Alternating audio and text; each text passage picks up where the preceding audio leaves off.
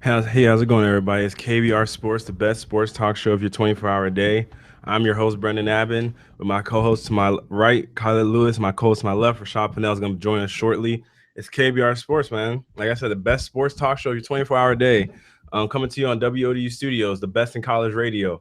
I wasn't here on Monday, so you guys got a different version of the show with Rashad being playing the role as host and Khalid also being, his co-host along with Rudy, who normally is a routine guest on the show, who was kind enough to come in and fill in the spot as being co-host for Rashad and Khalid. So I appreciate that. So how was it for you, Khalid, Monday? How did everything go in the brother's absence? It was good. It was all good. Got to introduce myself, my Oh my way. gosh, this guy.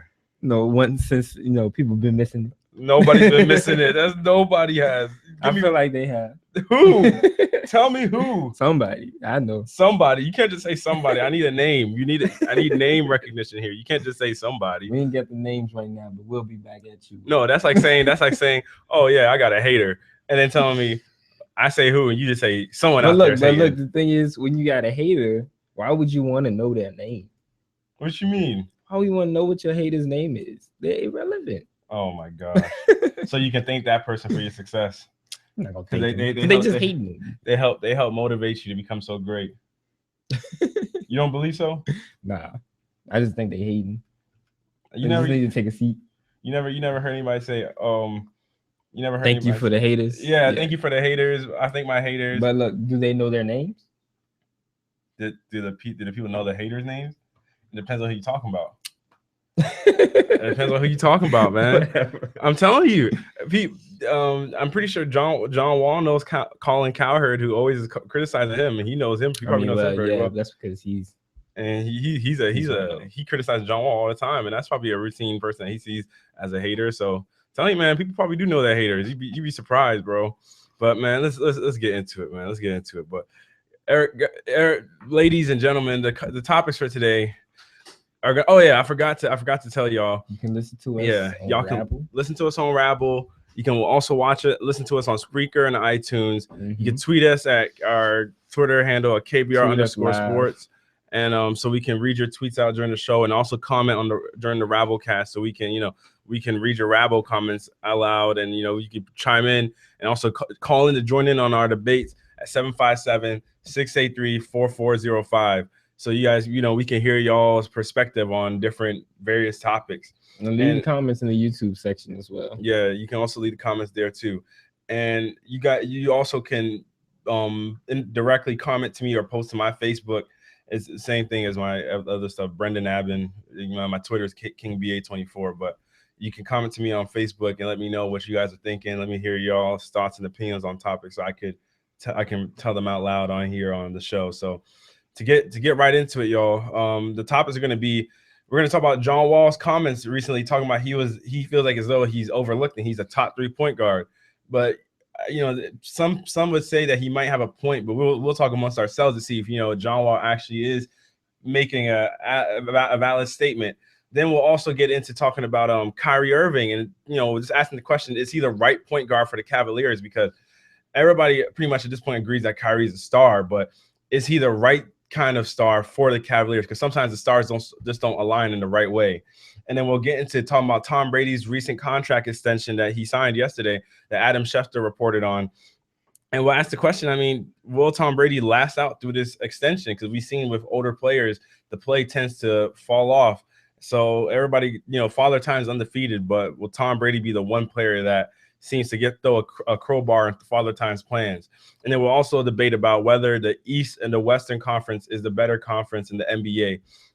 To get things started off, though, like I said at the top of the topics, John Wall recently came out with comments saying that this is exactly what he told The Vertical in his comment. He said, "I still think I get overlooked sometimes. Some people say I'm not a top 5 point guard. In my opinion, I think I'm top 3. I only see 2 people ahead of me, Steph Curry and Russell Westbrook. Right now, Steph is on a heck of a pedestal, and Russ is putting up triple doubles, and they're winning. That's my opinion. That's just being honest. But I just go out and compete. If I'm winning games, my game will do the talking for itself." So, and saying that, do y'all think John Wall has a point in feeling as though he's overlooked and that he feels as though he should be a top 3 point guard? Kyler, let me hear your perspective first. What do you think about John Wall's comments? I do not agree with John Wall. My man said that Russell Westbrook and Stephen Curry, the only two point guards better than him, and he just completely overlooked my man CP3. You can't just do that to Chris Paul. That man is nice. You can't just do that to him. You can't do that to my man Chris Paul. It is. I feel you. One thing that I've seen, like, since he brought up these comments, Stephen A. Smith, I know that he commented on rebuttal his whole point. And he was like, well, see, those point guards that you named that were ahead of you, or the ones that they said were like top 5, like, because he was like, there was Stephen Curry, Russell Westbrook, Chris Paul, and Damian Lillard ahead of John Wall. And he got a point, because all those players, all those point guards are part of teams that are basically in winning positions in the playoffs, or like in the top positions in the playoff standings right now. And the Wizards in the Eastern Conference is at number 10. Yeah. So if you really could say he's the best point guard, you Westbrook and Kevin Durant, they really the only two people on the team, and Damian Lillard and is like really carrying the whatchamacallit, Portland. So I think John Wall, I feel like he is getting overlooked just a little bit, but he's not better than those four. Well, not Damian Lillard now. The way Damian Lillard is performing now, he's still not better than Chris Paul, Russell Westbrook, or Stephen Curry. And to say he's a top 3, I think that's a stretch. Top 5, I may give it to him, but he still doesn't put up the offensive numbers as much as the other ones. But he's a great defensive player. Got to give him that, and he does well through assists and stuff like that. So I do give him his props, but he can't be higher than Chris Paul. I can't give him that. All right, Rashad, what do you think? So when I'm looking at it, I see that John Wall is talented. No, don't get me wrong. John Wall is talented. I do think John Wall is a top 5 point guard, but I do not agree that he's number 3, as he says. Because I mean, for a team who's struggling, his stats aren't that impressive for a team that's struggling as well. Yeah, he's averaging 9.9 assists, 3rd in the league, but he's averaging under 20 points per game, which isn't spectacular. If you're supposed to be the star player of the team, you need to average a lot more than that, especially if your team is struggling to make the playoffs as it is in the East. So you're looking at that, and like you said, you look at Chris Paul, and you see like his player efficiency rating and his winning shares is a lot higher than John Wall's. Chris Paul's always been leading the league in assists per year. It's not the case this year. Rajon Rondo's leading right now with 12 assists per game. Even when Chris Paul doesn't have his other star players that complement him, he still goes out and perform. So that shows that Chris Paul is still a primetime performer when it comes to the league. So when you watch that, you also see that he's doing a lot. I feel like he still contributes more. See, John Wall has great defense, which puts him in combination with above 100 point guards. But at the same time, Chris Paul is top 20 in steals of all time. So Chris Paul's defense ain't no slouch either. That's why I feel like if you're gonna put it this way, it goes Chris Paul 3, and then then we go into the 4-5 discussion. But as I don't agree with John Wall saying he's number 3. Yes, he has great defense. It can be reckless at times. His speed can be a little reckless at times. He's not averaging enough points, and it's not even all about points. It's all about just what you do for as a team, as the quarterback of the team. So you see that, and you're like, okay, if you're the quarterback of this team, I need you to play like that. I need you to be that point guard for us that can control the game, control what we need to.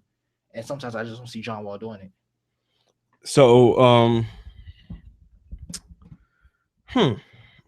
So both of y'all deferred from John Wall being 3. And the funny thing is, I've talked to a couple of people that have made adamant cases that John Wall is number 3 on the point guard list. Because one, this is the thing that people ask me the question. They're like, so what criteria are you asking under? Are you asking about best scoring point guard or best passing point guards? And I was sitting there, I was like, well, I mean, either way, You're a point guard. yeah. But I mean, I get what they're saying, because if you want to talk about scoring point guards, then Kyrie Irving is up there. Mm-hmm. And when you're talking about scoring point guards, if you're talking about playmaking point guards, Kyrie Irving isn't even in the top 5 for playmaking point guards. But when you talk about, because you have the pass first point guard who is technically a John Wall and a Chris Paul. Then you have the shoot first point guards, which we've seen more often now with the Steph Currys, the Russell Westbrooks, the Derrick Roses, and the Damian Lillards. excuse me. But we've seen a lot more of these shoot first point guards, and it seems like these point guards are becoming more popular, and that their rankings are starting to become ranked higher. So, do you think that he's talking in terms of himself as a playmaker, or do you think he's talking about as an overall point guard? I mean, I guess he did list Steph and Russell above himself, but I feel as though if anybody were to say they're better than Steph right now, that's sacrilegious. So I feel like he was kind of forced to put Steph up there, and you can't say you're better than Russell Westbrook, because Russell Westbrook's averaging, or he's not averaging, but he's been posting triple doubles, and yeah, he's pretty much 3 rebounds away from averaging a triple double. So you think that he's talking about himself as a as an all around point guard, and he knows he's one of the better defenders in the league, even though he's not in the top 20 for defensive win shares either. But that's neither here or there. And Chris Paul and other players are. The team is bad though, so it's gonna be hard. I know. I know. But the defensive win shares is calculated from how better your team defense is when you're on the court, and he's not even in the top 20. So, but what do you guys think that he's talking about in standards of that? Per se, do you guys think that's what he's saying? I feel like it isn't as him saying he's the top 3 point guard. I don't think he's saying I'm a top 3 scoring point guard. I think he's saying I'm the top 3 overall point guard. Yeah. And I feel the era we're in now dictates this, like, oh, because you can score, you're the best player because you can score a lot of points. That's not the case. It's still not the case. Like, the best point guards don't go from people who score a lot of points. If that was the case, Magic Johnson would not be one of the best point guards, because rarely did Magic Johnson score over 20 points for a season. So you look at stuff like that, and you're like, it's not about how many points you score. As you look at Steph Curry, Steph Curry doesn't average as much as many assists, but we see Steph Curry's impact on the floor. What did it do for the team? From what his IQ, from his vision, and from his scoring. So you look at stuff like that, and the same thing with someone like Russell Westbrook. He, as soon as he attacks the basket, you got to close in on that man, and he can find you on the wing. That's how he's getting triple doubles. So I mean, it's not like it's strictly scoring, but John Wall actually does it all for a team that he has to do it for. You see, he doesn't really have all those pieces. So for him to even average 9.9 assists with the team he has is impressive. You look at some of these people with better players, and they still can't do it, which shows. So I feel like he's saying overall point guard, because if you're saying a scoring point guard and that's your case, then I just don't want to hear that case. As for best point guard, like, what are you talking about? Scoring? You're talking about playmaking? I'm talking about point guards. Well, people will say that sometimes if you're a point guard averaging 30, 40 or something like that, well, not averaging 40, but if you're averaging a high point output, that'll put you as that's one of the knocks I remember Skip Bayless had against Russell Westbrook for his early part of his career, because he kept saying Russell Westbrook isn't a pure point guard. He's a shooting guard in a point guard's body. And a lot of times that people would make the case, this generation of point guards is a lot more. The one point guard that we see now in this generation that really isn't a scoring guard is Rajon Rondo. And he hasn't been brought up in this conversation. The man's leading the league in assists. So that shows scoring has something to do with it. Yeah. Because if we're not talking about Rondo and he's leading the league in assists, then I mean, scoring, and the only thing that we can't, because Rondo's team isn't in the playoffs, John Wall's team isn't in the playoffs, yet he's in this conversation. So what's the difference between the two? One has more points averages. If Rajon Rondo averaged 20 points or 19 points, we'd be talking about him too. You're arguing between him. You see what I'm saying? We've seen the decline Rajon Rondo's been on. But no, but this isn't a decline. This isn't a decline. He's posting the best assist numbers he's averaged in his career. This is not scoring. But his points, he's never averaged a lot of points. Rajon Rondo has never averaged a lot of points. He's the leader in triple doubles at one point. Triple doesn't mean you average a lot of assists. He still rebounds. I mean, you can score 10. You can get 10 points. Yeah, you can score 10 points. Russell Westbrook was a good player. No, but I'm saying, but he didn't note Rajon Rondo. But Rajon Rondo's never been a high point output guy. He's always been around the 10-point range, the 11-point range. Times where we said Rajon Rondo was the best point guard in the league because of his passing. Yeah, because of his passing. That's my point. That's what the people are saying. They're saying now is it becoming more about who can score the most points. Nobody ever said Rajon Rondo. Everybody's always said Rajon Rondo, you can just sag off of him from free throw line down because he can't shoot. But he somehow gets everybody involved. That's the reason why he was so coveted when he became a free agent and people wanted him. And then he went to Dallas and that didn't work out. But then he came to Sacramento. Now he's averaging 11 and something assists. So now the point that people are making for Rondo is this. Well, my point with Rondo is he's never been a person that's averaged over 15 points. Surprised if he even averaged that much. But yet he's never been regarded because he's always been a high assist man. And he's never been regarded as the best point guard. So scoring has something to do with it. Magic Johnson, I mean, his numbers are similar to that of a John Wall, Chris Paul, and he had to score to do it. People don't. John Stockton is the number one assist guy in NBA history. He isn't brought up as the top point guard either, and he was mainly a passer. So I think it's definitely broken down into categories like this. I feel like John Wall, I feel like he thought of it as an overall kind of thing, but he knows that it's not about like his top three argument isn't about him scoring. So I feel like that it's just he's just looking at different categories, but he wants to be top three overall. Players are getting more talented, so it's gonna be easier for them to score. They are getting more talented, but that's part of the criteria now. If you can shoot, if you can, if you're athletic, that's part of the criteria. One of the reasons why D'Angelo Russell is such a coveted talent is because he can shoot and he has beautiful vision. And we saw yesterday he dropped 39 points. Everybody's talking about his 39 points. Nobody talks about the 3 assists he had. It's all about the points. This league is all about scoring now. People, the assists are nice to have, but if you can average 30 or so more points, you're going to be sought out by a lot of teams. Rondo was sought out by teams because his playmaking ability, but at the end of the day, when we talk about top 5, top 3 point guards, his name doesn't come up. Yeah, you know what I mean? And Damian Lillard has never averaged more assists than Rajon Rondo yet. We bring him up score 50-something points and then automatically. I mean, I don't feel like Damian Lillard is better than Rondo. I feel like I've always felt like, even though Rondo's been on decline, I just feel like Rondo's always been better because of what he can do on the floor when he's on the floor, the impact he can make as a passer and everything like that. So you think Damian Lillard is better than Rajon Rondo? No, I don't think Damian Lillard is better than Rondo. So you don't think he's better than Rajon? No, I think Rondo. See, only thing like Damian Lillard has on him, I believe, is just the scoring, and he has a stronger mentality to carry a team because he's clearly done it this year. When everybody left the Celtics, when Rondo was there, I didn't really see that from Rondo.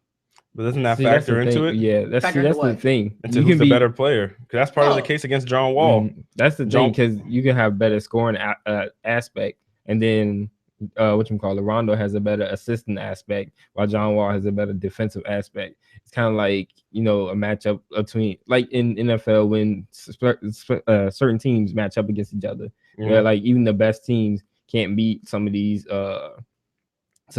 teams that be under 500 because they're just bad matchups. Yeah. So it kind of works into basketball as well. We can't necessarily rank them as the best players because they're all good and bad in different aspects of their game.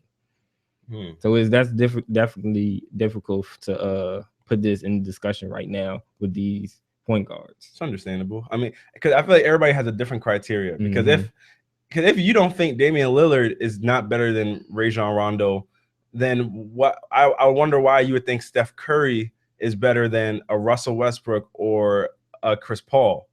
If you think Damian Lillard isn't better than Rajon Rondo, what's your reason for thinking? Well, actually, you know what? Some of this we're gonna have to say. We can save for later on tonight because actually for those watching tonight at 10 p.m. we're gonna have a collaboration with Cup Check and Football's America and another show host on the air that comes in here is Michael High. We're all gonna be having a roundtable discussion with various topics. Talking about a lot of topics: NBA, NFL, MLB. We're gonna be talking about a lot of different things. So everybody, make sure y'all tune in tonight, 10 p.m. It's gonna be something different. We never had the roundtable discussion. It's like the all-star game of sports debates. Oh my gosh, all-star game. If anybody has ever watched NBA Inside or something like that, or NBA Open Court, it'll be something like that. You just got the guys sitting around talking about the sports and everything around like that. Horn. Yeah. Well, around the horn is a little different because then you got the guy that's in there doing the clicking point and stuff. The little beep, boop, boop, boop. You got that one dude. But this time we'll all just be sitting around, chiming in. So that'd be an interesting question to ask, later on tonight. So Everybody, make sure you tune in 10 p.m. Do not forget. I can't reprimand you if you forget. So I was gonna think of something to say. But as DJ Khaled would say, I tweeted this earlier. As DJ Khaled would say, if you don't tune in, it's like if you're not tuning in now, you played yourself. You played yourself. That's all I can say. You played yourself. I'm not hurting. You're hurting. I'm sorry. Anyways, moving on to the next topic. I'm sorry. But going on to the next topic. Cavaliers point guard Kyrie Irving. A lot of stuff has come out recently ever since Stephen A. Smith came on First Take, ESPN First Take, and said that pretty much Kyrie Irving, Cleveland isn't the ideal place for him to be playing in. In his eyes, is not the ideal situation. And you kind of wonder if could be some factual proof to it, because Kyrie kind of talked on it yesterday, and he pretty much said that that's his dust in the wind or whatever. He kind of brushed it off. He didn't discredit Stephen A. Smith's statement, but he kind of just did as most players would do. When you're under contract to the organization, you're not going to come out and say, darn right, I don't want to be here. You're gonna give your PC answer and keep it moving. But it kind of makes us ask the question: is Kyrie Irving the right point guard for the Cavaliers? Because throughout his tenure, before LeBron James came there, the Cavaliers have been a lottery team each and every season since they drafted Kyrie Irving, who was supposed to be the franchise player until LeBron James came back. So is the question is it valid? So we'll ask these guys to see what they think. Rashad, what do you think? You think Kyrie Irving is the right point guard for the Cavaliers? No point guard where LeBron is the right point guard. It's clear and simple. There's no point guard wherever LeBron is.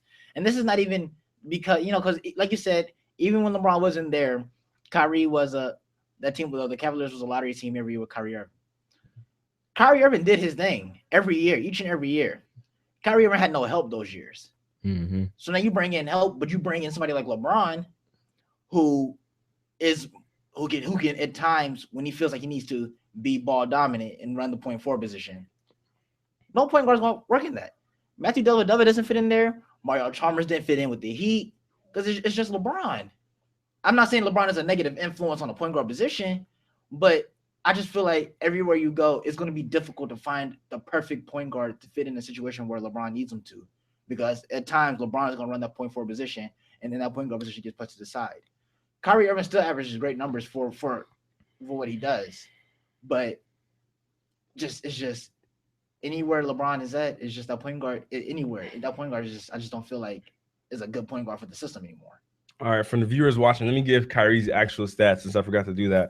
Kyrie's averaging this season. He's averaging 21 point. Or last season when LeBron first returned back to Cleveland, he was averaging 21.7 points, 3.2 rebounds, and 5.2 assists. He was shooting 41% from 3-point range, and right now he's averaging 19 points, 2.8 rebounds, and 4.4 assists. Before LeBron came, in Kyrie's rookie year, he averaged 18.5 points, 3.7 rebounds, 5.4 assists. Kyrie's sophomore season, he averaged 22.5 points, 3.7 rebounds, and 5.9 assists. And then in his third season, he averaged 20.8 points, 3.6 rebounds, and 6.1 assists. So those are his numbers, just for people out there that didn't know. Can I say something about those numbers as well? For the third year, 6.1 assists. Can I say something about those numbers as well? Both of his years when he's under 20 points, he came off injury both of those years. He just came out of college his rookie year, fresh off the ACL injury. And then this season, he came halfway through the season off of his injury then. So his numbers are solid for when he's healthy. He averages about 21 points a game when he's healthy. Yeah. Mm-hmm. So go ahead, Colin. To note what Rashad was saying earlier, I kind of agree that Kyrie doesn't fit into the scheme of things of Cleveland when LeBron's there, but I don't feel like that he takes over that point guard position. I feel like there can be a point guard to come into Cleveland and work well with LeBron. More so a playmaker, somebody who can get LeBron the ball in more pivotal times, but can also shoot. So who has good scoring ability or capability, and also who isn't going to be stingy with the ball. Well, not stingy so much with the ball, but is willing to give the ball up to other players so they can get their points. Mm-hmm. So I feel like more so a playmaker. If Kyrie was somewhat that, or more so that, then it will work better in the scheme of Cleveland, because then you can pull the pressure off of because Kyrie does pull pressure off of LeBron sometimes because of his great scoring, but then they can also pressure him as well, and then he may not be able to get the ball off or make good defensive plays that'll help give LeBron like his positioning on the court. Brady, can I say something real quick? Go ahead. Khalid, Yeah. you said you need to find a point guard that's a great scorer. No. I said that has great scoring capabilities. Great scoring capabilities. And then you just said Kyrie Irving's a great scorer. Yeah, no. So why is he not the right? No. Because I said that he has to also be able to be a playmaker, a great playmaker that's not willing to hold the ball too long. How many point guards do you think there are in the league that's like that? That's going to score 20 plus points in average. Chris Paul. You got money to pay him, man. What's his name? And him and LeBron. I mean, technically, it would work. Yeah. Love. If you traded Kyrie Irving for Chris Paul, it would work. And Doc Rivers going to do that? No, it's not about. It's not about if Doc Rivers, but it would work. It would work. Yeah. Monetarily, they could make it work. If Chris Paul traded straight up Kyrie Irving for Chris Paul, it would work. That would work for both teams. I don't know about both. The Clippers, no, because Kyrie Irving is. If Chris Paul is looking for that, looking for a better to go further in the playoffs, then it would work well in Cleveland. Well, Chris Paul loves Los Angeles. Yeah, that's probably he loves the la la weather, the la la rain. he loves it all, and so I don't think he wouldn't move to the East. Yeah, I don't think he'd be okay moving from Los Angeles to Cleveland, Ohio. It's kind of cool. It's a little bit, it's a little rough out there sometimes. But a lot rough. But getting back to what we were talking about, I mean, Kyrie to me, Kyrie's a conundrum because Kyrie has the handle to be he has the handle to be such a great scorer, and he has the handle to be such a great playmaker. Mm-hmm. The only problem is the man is not a great playmaker at all. Dwayne Wade is a shooting guard and has averaged in his career more assists than Kyrie Irving has. And Dwayne Wade's a shooting guard. And you want to talk about talent, Dwayne Wade's teams, arguably earlier in Dwayne Wade's career, some of his teams were a little bit rough. And so when you look at it from that way, he's a shooting guard. So you look at it that with Kyrie and his career, his average assists, his career average of assists is 5.5. Dwayne Wade's is 5.8. And he's, like I say, he's a shooting guard. That's not something that you see every day. And it's one of those things that I think that Kyrie he fits with LeBron because he can shoot. Mm-hmm. He's a good scorer, but the only problem is sometimes Kyrie, in order to get his points, he kind of ball dominates a lot because he starts dancing around a lot, and so it kind of drains out the shot clock kind of thing while he's doing his little moves and everything. He's just kind of dribbling the clock out. So I've heard things people talking about like we were talking. We just said Chris Paul would be a good fit in the Cavalier uniform because then LeBron could play more off ball. Mm-hmm. It won't exhaust him as much. The more Cavaliers will get involved in the action because Chris Paul is a pass first point guard rather than a shoot first point guard. So he would get his, but he's not concerned about getting his. He's concerned about getting everybody else involved. And it seems as though at this point that you can make the case sometimes. It seems as though the Cavaliers are better when LeBron is the point forward for the team rather than when Kyrie is actually running the point, because Kyrie, when he seems to be running the point, sometimes other teammates aren't getting involved sometimes. And then LeBron, even when LeBron's a ball dominant player himself. LeBron dominates the ball as much as anybody in the league. That you want to talk about usage rate. That man LeBron is definitely on the ball a lot, but I feel like with a player like Chris Paul, just like some of the time LeBron was in Miami, he played off the ball some in Miami. Mario Chalmers was a good fit for LeBron because Mario Chalmers he's not a caliber point guard like a Chris Paul or Kyrie Irving, but Mario Chalmers did get everybody involved to an extent along with Dwayne Wade, and it allowed LeBron and Dwayne and Chris Bosh and everybody else to play off the ball. And I mean, when you look at their numbers in contrast, this season Kyrie shooting 45%. Or actually, this is career averages. I'm sorry, this is career averages. His career average, he shoots 45%, 86% from the free throw line, 38%. Like I said, he averaged 5.5 assists. Chris Paul's averages for this season, he averages 19.9 points, 9.6 assists, 38% from three, 89% from the free throw line, and 46% from the field. And he only averages 2 turnovers a game. That's crazy. Kyrie averages 2.7 turnovers. Chris Paul averages 2.6, but Chris Paul averages 4 more assists than Kyrie. And so that's pretty much for every 3 or 3.5 assists. He has a turnover. That's crazy. Chris Paul has the best turnover rate by far of any point guard in the league. So you look at that kind of thing, and you're sitting there, you wonder, man, could that be a situation they could look into? And especially if Kyrie wants to leave. I mean, and there's rumors of unhappiness in the Cleveland, in the Cleveland franchise. Then yeah, you know what I'm saying. So you could wonder if you could make the case that Kyrie should leave or shouldn't leave. It's all hearsay because nobody, apparently it's Stephen A. Smith. It's been rumored around for years or for ever since LeBron essentially came back, but nobody reported on it. Nobody said anything about it. So then you sit there and you're like, well, if he's been feeling this way, then what is going on here? And then you hear the things him saying that Tyronn Lue was like LeBron's coach, and him and Tyronn Lue don't exactly have the best connection. So you wonder if Kyrie, but to me, the way LeBron plays, Kyrie kind of fits into that. Would y'all agree with that? Kind of with the way how ball dominant LeBron is, do you think Kyrie kind of fits into what the kind of player LeBron needs, like a player that can score off ball or a player that can relieve him of his duties when he needs it, like not necessarily to be a point guard, but to just kind of be able to take the pressure off, provide points in pressure situations. Do you think Kyrie is that guy? I think it's worked for them. Like definitely is. Kyrie definitely takes that pressure off of LeBron because everybody will be focused on LeBron, but forget that Kyrie can shoot. So I think he definitely pulls off most of the pressure off of LeBron and helps in that offensive presence as well, and also it helps shake up some defenses as well. I mean, that just shows. I mean, it shows the LeBron's greatness because anybody on that team honestly is available for scoring when LeBron has ball dominant. You got Matthew Dellavedova in the game. He can knock the shot down. He can get to the basket.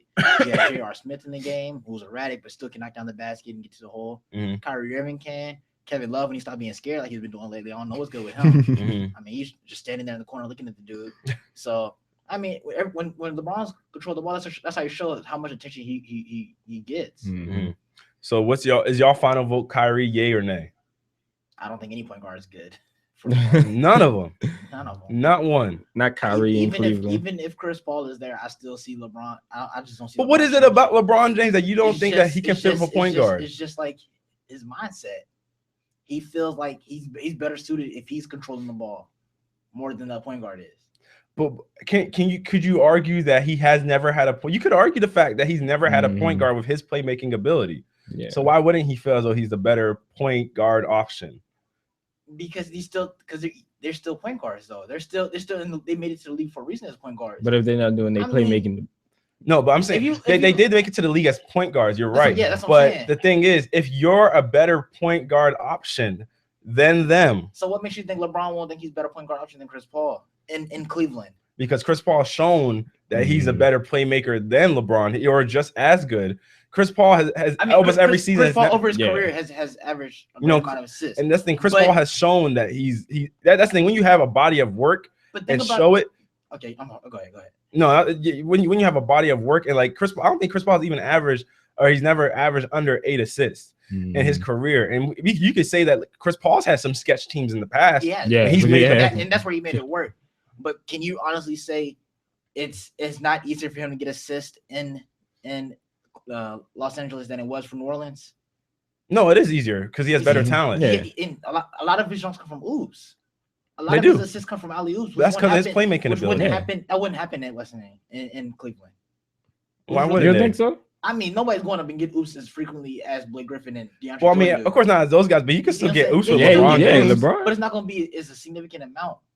Especially if LeBron. That's because he doesn't have another person really that can as it would be a Tristan Thompson or Timothy Mozgov type player. But that's the thing, we've never seen LeBron for point guard with the playmaking ability to see him in that role. You see him running a pick and roll to the post. LeBron played. LeBron did it in Miami.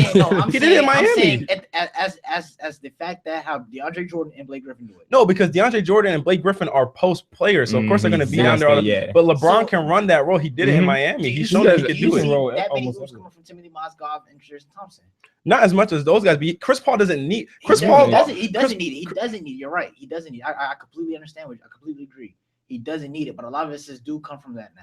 But Chris Paul averaged that many assists even in New Orleans. And I just gave him credit for that. But that's what I'm saying. So we can't say that even oops are the reason why. Because it's making it a lot easier, but he still did it without the oops. That's the point. He's shown that even without alley-oops, that he still gets assists even before he got to the Clippers. He got assists through Peja Stojakovic, through David West, through Tyson Chandler, through whoever you want to name. He got assists through different guys without having to do alley-oops.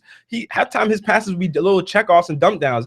Chris Paul, his playmaking ability is not just alley-oops. Yeah, alley-oops are just a product. Either way, alley-oop is just a more athletic version of an open layup. He creates that off his pick and roll. If that's not an alley-oop, that's still just an open layup for a big guy. Alley-oop isn't exactly a more higher. It's just an alley-oop because they're that athletic, so it turns into an alley-oop. But if you have a less athletic guy, if you have a Timothy Mozgov, that could still be an alley-oop, or it could just be a little dump down pass and the guy just dunks it in, or a layup. Yeah. But you can't tell me just some of Chris Paul's oops are just throwing it up there, and DeAndre Jordan. No, but he wouldn't throw. I'm telling you that he wouldn't just throw it up there. And a lot of those, but you still would. He would just pass it off, just like the Warriors do with Andrew Bogut and Festus Ezeli and Draymond Green. He would just dump it off. He doesn't need to lob every single pass up. When they run that, they don't average as many assists as Chris Paul. I'm not taking away from what Chris Paul does. I'm just saying what's gonna be different in Cleveland than it would be in Los Angeles for Chris Paul. It's not gonna be the same. It's not gonna be the same. And when he was in New Orleans, he was a lot younger too. He was a lot younger, but you can argue that with better talent, your years aren't as utilized. You play to lighter years than when you're younger playing with harder talent. You have to work a lot harder. He doesn't have to work as hard to make the most of his better talent. When you're playing with good talent, you know what I mean? If you're playing with players that can play, that are accustomed to playing off ball with a LeBron James, think about it. If he went to Cleveland, he would just have snipers everywhere. And the LeBron can, is constantly moving to the basket if he's playing off ball, like we saw with him and Dwayne Wade. And then you have Kevin Love. Kevin Love can get more open shots. I mean, Kevin Love get open shots now. LeBron's giving him some open shots. And so he would make use of that. Yeah. I'm looking at his numbers. Chris Paul averaged his highest amount of assists in New Orleans. Yeah, I told you I'm not taking away from what he did. I get what you're. I get what you're saying. You're not taking away from. But what you're saying to me, I'm not getting it because you're saying that he still wouldn't fit in. You're saying that if you take away his alley-oops, he's not going to have his alley-oops and stuff anymore. But what my case is, he doesn't need to have the alley-oops to be Chris Paul. But do you remember how dangerous Chris Paul was going to the basket when he was in New Orleans? Yeah, he's not the same. Like he's not because he's not as dangerous. He's not as he was in New Orleans. Leave him open at the 3-point line. And everything like that. Leave him open at the 3-point line. Huh? I said leave him open at the 3-point line. Paul's not as dangerous. Yeah. No, he's not as dangerous going to the basket as he was in New Orleans. Chris Paul getting old. Chris Paul is not as fast as he was. Chris Paul is not as fast, but he's still just as crafty. He's just as crafty, but he's more polished too. Attack the basket in New Orleans. But Chris Paul, just because you get older, doesn't mean that you all of a sudden are not a threat going towards the basket. He wasn't a threat. I said he's not as dangerous as he was in New Orleans. But he's still Chris Paul is one of the best pick and roll manipulators in the game. So when he comes off that pick, he can hit the mid range. He can go up for the layup. And so are you just saying? I'm saying he's not dangerous. I said he's not as dangerous. I didn't. I just said he's. So you're saying he runs off the pick and roll. And no, I'm giving you reasons. He do stuff like that anymore. I just said he's not as dangerous anymore. Rashad, I'm giving you examples. So you're saying the New Orleans? Like, what are you not? Are you not listening to me? You're not listening to me. I am listening. How am I even disagree with? I'm just giving you examples of how he still is dangerous as an older point guard. So when he goes to the basket, you hear what you just said though. You said I'm giving you examples of how he's still dangerous. No, I'm saying still as dangerous as he was when he's younger. Because if that's the case, then what made Kobe Bryant when Kobe Bryant was averaging still 27 points in his prime, and he was still dangerous falling out of his prime actually. And he was still dangerous going to the basket. He wasn't going to dunk on people, but he was still as dangerous. You adjust your game. Yeah, you adjust your game as you get older so that your game, you're still as lethal as a player when you get older. When Russell Westbrook gets older, he's going to have to adjust his game. We've seen LeBron has to adjust his game as he's gone older. Kobe Bryant did it. Chris Paul has been doing it. We've seen it from Chris Paul used to go to the lane and get attacked. Dwayne Wade especially has done it. We see Dwayne Wade isn't the Flash anymore, but he's adjusted his game and still shoots a high field goal percentage with his adjustments. So I'm not saying that I'm not saying that you're saying that he's not dangerous going to the basket. That's not what I'm saying. I'm saying that he's still just as effective because as you get older, these players know how to adjust their game and become more craftier as their age gets, as they get older with their age. Do you understand? You get what I'm saying? Just it's kind of like Tony Parker. Tony Parker's not the same young guy that he was when he was he used to be San Antonio when he was younger, but now Tony Parker's changed his game and relies more on that mid-range jumper, but he's still dangerous because he's knocked down the mid-range jumper at a better clip than he did when he was younger. Just like players like Derrick Rose now and other guys are gonna have to adjust their game with as your explosiveness goes down, your quickness goes. I mean, that's part of what makes great players great. But I mean, I can understand what you're saying though. I mean, if you feel as though the lobs are going to be taken away, and he's not going to be as effective in Cleveland. But we can talk about that later on tonight, actually. But going on to the next topic, actually, Tom Brady recently just signed, yesterday, just got a 2-year extension, so he'll be signed with the Patriots to the 2019 season. So that would make him the oldest 10-year quarterback at the age of 42 in the NFL. Contract. And he would join a short list of players, Jackie Slater and Darrell Green, as players to be with the NFL franchise for 20 years. So, guys, what do you guys think about this contract extension for Tom Brady? Do you think he'll last through the extension? Because we've seen it as with other quarterbacks like Peyton Manning, you see the play drop off. So, do you think Tom Brady will live up to this extension? Kyle, let's start with you. What do you think? The thing about Tom Brady is the man's been he's a great quarterback, and he's been a great quarterback even when he's about to turn 39 this year. So even at the same age as Peyton Manning, I'd still take him over Peyton Manning at this point, but that's only because Peyton Manning has been injured. I feel like sometimes the injury definitely hinders the player and their performance, and then the long-term effects after that, because of their old, it really hurts their performance. So I feel like if Peyton Manning can stay relatively healthy for a couple more years, I think they'll be straight. But maybe that last season he might fall off. You mean Tom Brady? Yeah, Tom Brady. Did I say Peyton Manning? You said Peyton. I meant Tom Brady. Yeah, Tom Brady. If he stays relatively healthy for like two more years, and I feel like that he'll be straight until like that last season. All right, Rashad, what do you think? If I was a Patriots organization, Tom Brady isn't going to go anywhere. Tom Brady is going to stay there regardless. I wouldn't sign him to a 3-year contract. Because what if he do has that decline? What if he do drop off because of age? What if he do gets a significant injury because he's getting older? His body isn't as strong as it used to be. You see what I'm saying? So if you pay him 1 year at a time, I mean, he understands he's coming back. It's a mutual agreement that Tom Brady's not going to go play anywhere else. So I don't think he can hold up for 3 years. Because like each year you practice, you put more strain on your body becomes easier to injure. He's already had problems with his knee.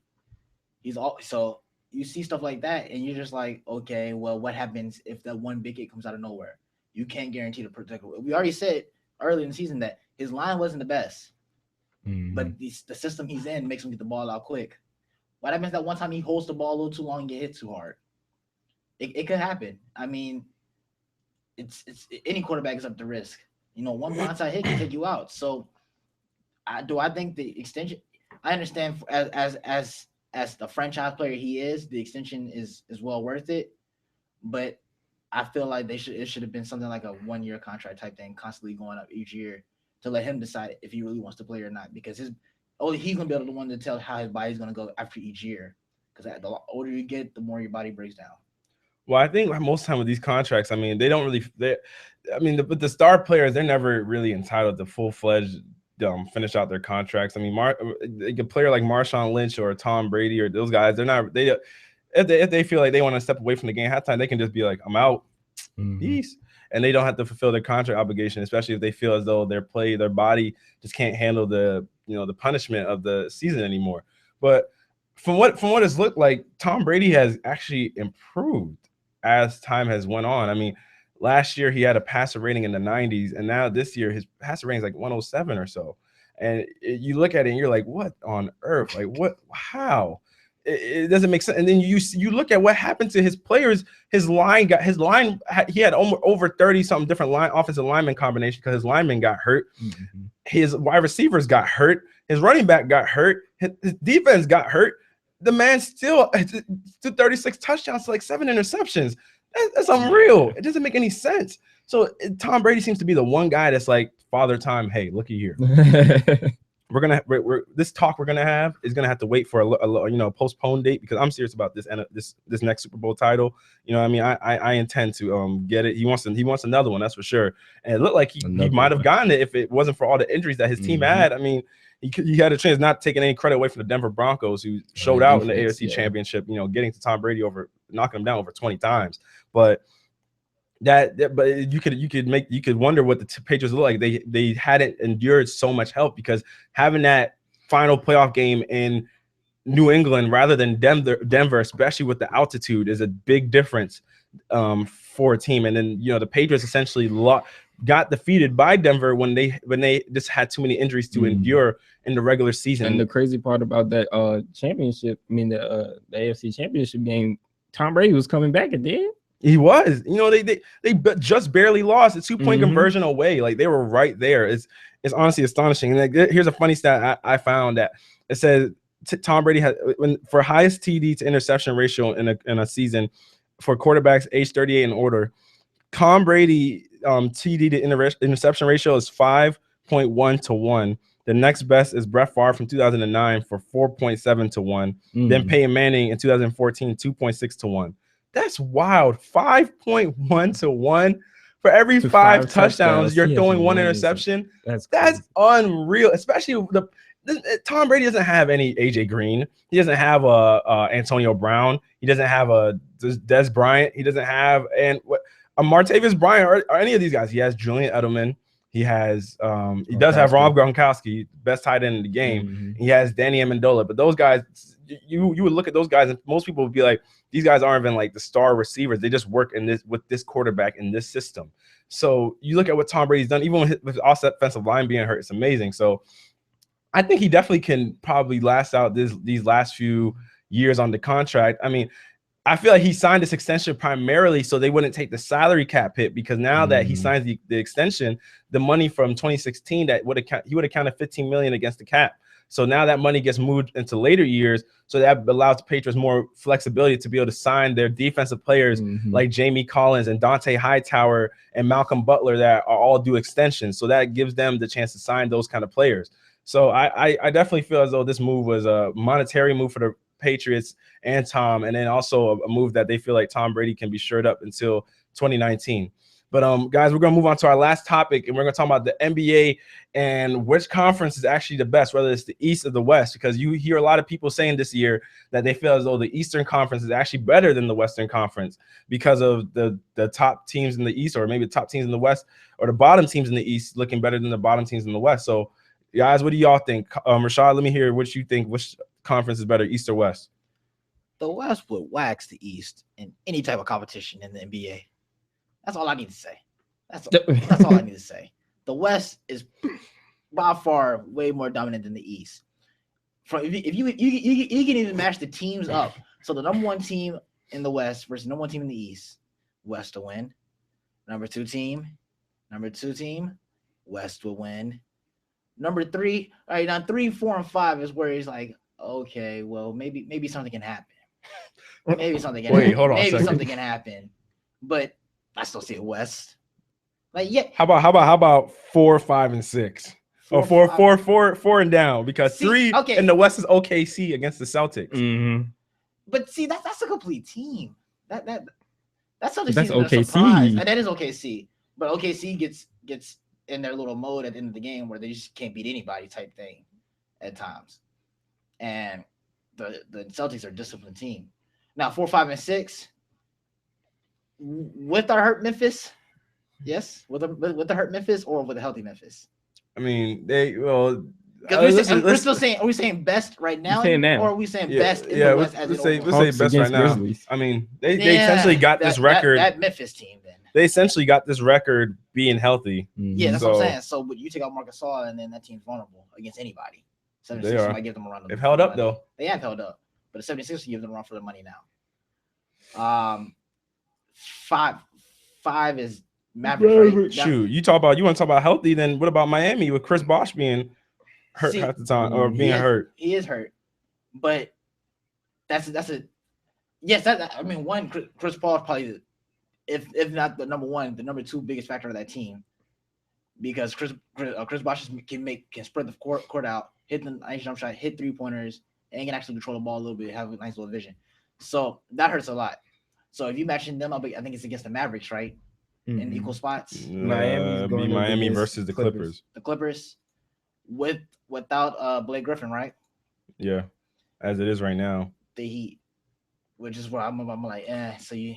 All right. Well, go on. So stuff like that. I just feel like the West is overall stronger. All right, Khaled, what about you?